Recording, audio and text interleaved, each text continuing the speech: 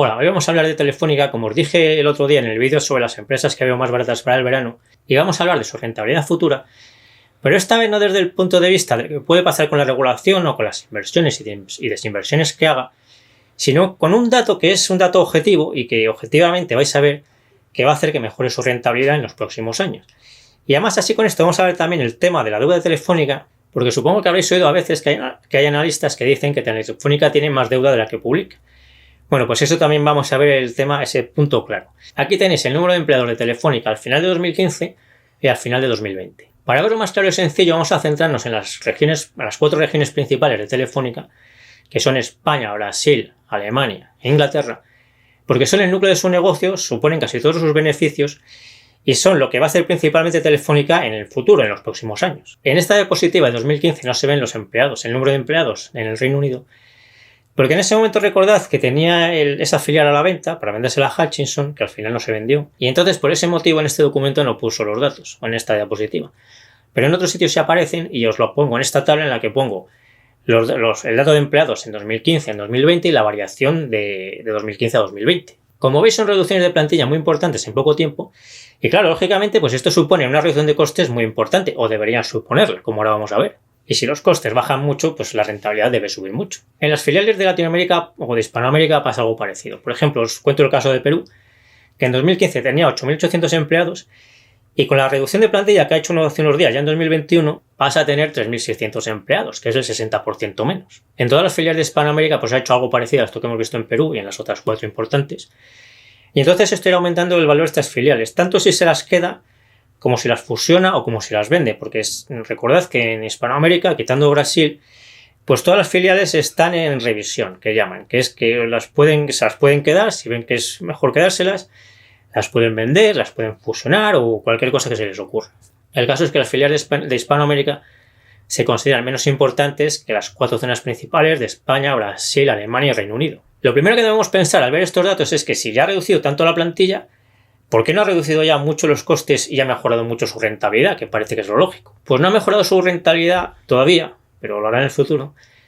¿Por cómo se hacen estas reducciones de plantilla? Porque supongo que sabréis todos que lo habitual es dar una indemnización en el momento en que la persona es despedida y luego se le va pagando todos los años hasta que, menos que cuando trabaja en Telefónica, pero se le sigue pagando, hasta que esa persona ya pasa a cobrar de la seguridad social, como jubilado o prejubilado o lo que sea.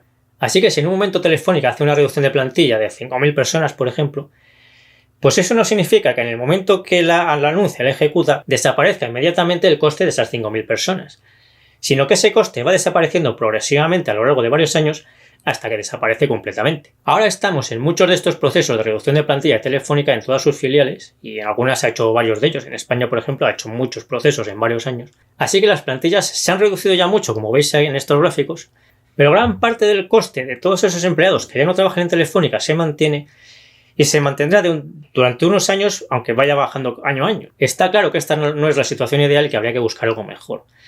La mochila austríaca es una alternativa a esto. La mochila austríaca tiene sus ventajas y sus desventajas que os explico en este vídeo que dejo por aquí. ¿Y cómo se mide de alguna forma en las cuentas de Telefónica este tema de los empleados que ya no trabajan en Telefónica pero siguen cobrando? Pues lo más rápido y lo más sencillo es verlo con el tema de la deuda.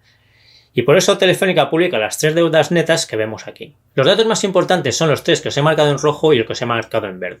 La deuda neta de 35.000 y pico millones es la que más cita Telefónica en sus informes y digamos que es la deuda neta tradicional, por así llamarlo. La deuda neta de 41.000 y pico millones, pues es la nueva definición de deuda neta porque hace un par de años más o menos han cambiado las normas de contabilidad internacional para todas las empresas y esta es la deuda neta que suelen publicar ahora la mayoría de las empresas. Es la misma deuda que antes, la que habíamos llamado tradicional, pero añadiendo los alquileres que tenga contratados ya la empresa.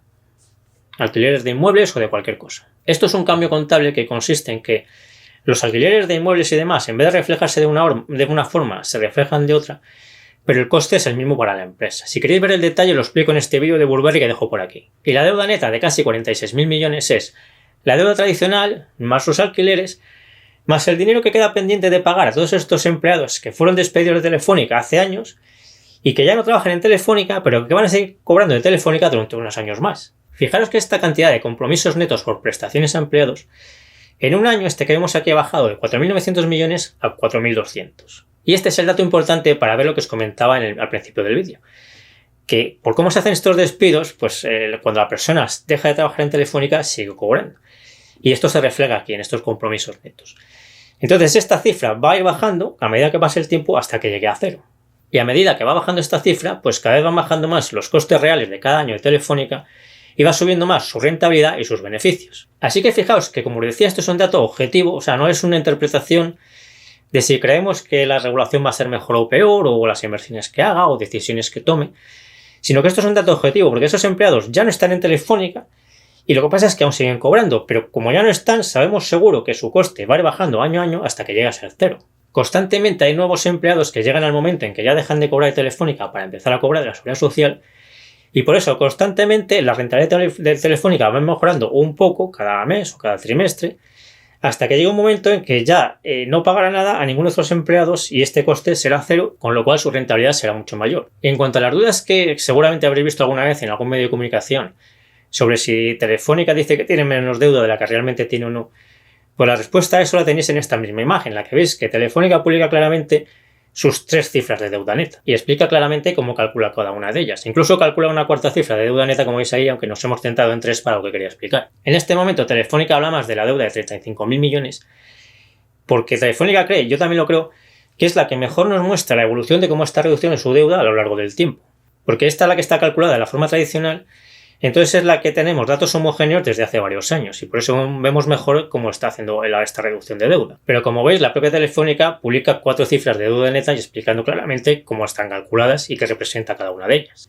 Así que, como veis, es seguro al 100% que en los próximos años los pagos de Telefónica a todos estos empleados que fueron despedidos y siguen cobrando, por lo que hemos visto, se van a ir reduciendo año a año, o trimestre a trimestre, o mes a mes, y por tanto esto va a ser una reducción permanente de sus pagos, con lo cual van a mejorar sus flujos, su rentabilidad, va a bajar su deuda, por todas estas reducciones de plantilla que ya ha hecho en años anteriores y por las que sigue haciendo en 2021 y seguramente, casi seguro que va a seguir haciendo en 2022 y siguientes años. Y yo me despido ya hasta el próximo vídeo y nos seguimos viendo en el foro de invertirenbolsa.info, en Facebook y en Instagram.